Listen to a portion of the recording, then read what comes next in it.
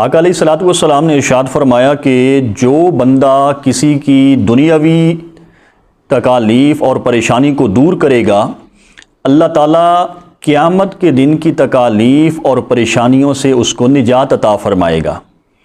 اور جو بندہ کسی مسلمان کی ستر پوشی کرے گا، اللہ تعالیٰ دنیا اور آخرت میں اس کی ستر پوشی فرمائے گا۔ اور جو بندہ کسی تنگ دست کو سہولت دے گا، اللہ تعالیٰ دنیا اور آخرت میں اس کے ساتھ آسانی والا معاملہ فرمائے گا۔ اور فرمایا جو بندہ کسی مسلمان بھائی کی جب تک مدد اور اعانت میں لگا رہے گا، اس وقت تک اللہ اس کی مدد کرتا رہے گا۔ اس کو امام ترمذی نے نقل فرمایا۔ دوسری حدیث مبارکہ ہے، آقا علیہ الصلوۃ والسلام نے ارشاد فرمایا کہ جو بندہ کسی مسلمان کو کپڑے پہنائے، اللہ تعالیٰ اس کو جنت کے سبز جوڑے عطا فرمائے گا۔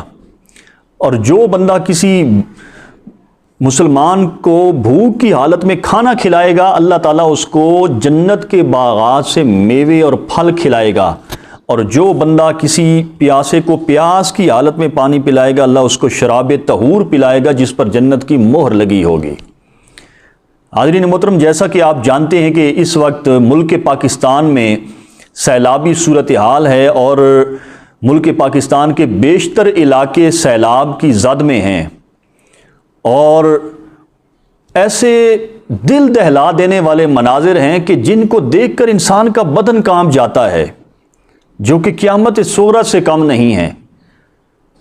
لوگوں کے سامنے ان کے آشیانے اجڑ رہے ہیں، ان کے پیارے، ان کے جانور، ان کی قیمتی املاک سیلابی ریلوں کی نظر ہو رہی ہیں۔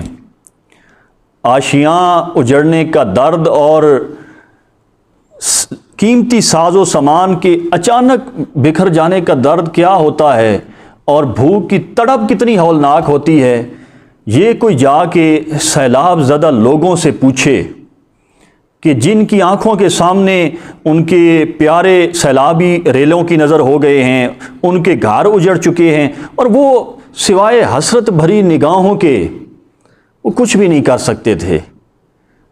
ان کے پاس سوائے آنسو بہانے کے اور کچھ بھی نہیں تھا۔ تو حاضرین محترم، آج وقت ہے کہ ہم مصیبت میں گھرے ان مسلمان بھائیوں کی، پاکستانی بھائیوں کی مدد کریں، ان کے تعاون کے لیے آگے بڑھیں، ان کے غم کو مٹانے کے لیے اور ان کے اجڑے ہوئے گھروں کو بسانے کے لیے آگے آئیں۔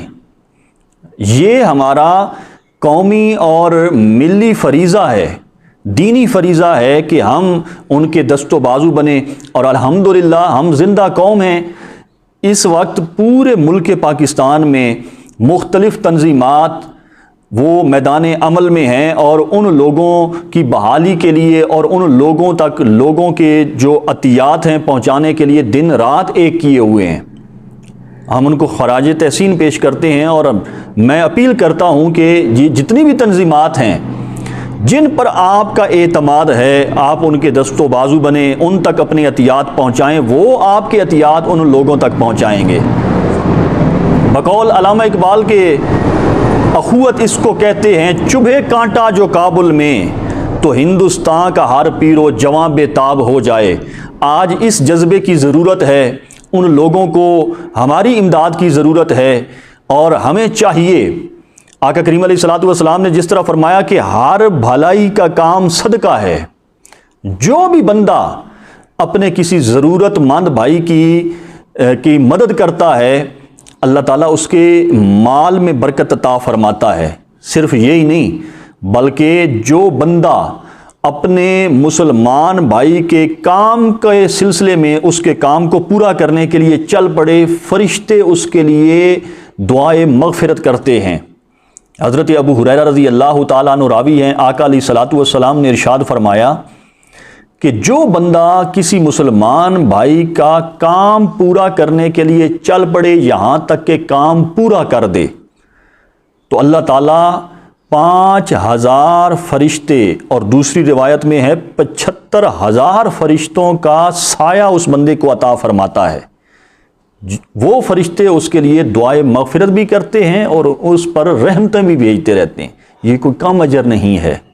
اس لیے ان مصیبت میں گھرے ہمارے جو پاکستانی بھائی ہیں ان کی مدد کے لیے آگے آئیں، مدد کے ساتھ ساتھ توبہ اور استغفار کا اہتمام کریں، قرآن و سنت کے ساتھ وابستہ ہو جائیں، رجوع اللہ کا ماحول اپنے گھروں میں پیدا کریں۔ یہ وقت ہے اللہ تبارک و تعالی ان کا حامی و ناصر ہو اور اپنے غیب کے خزانوں سے ان مصیبت زدہ ہمارے پاکستانی بھائیوں کی مدد فرمائے۔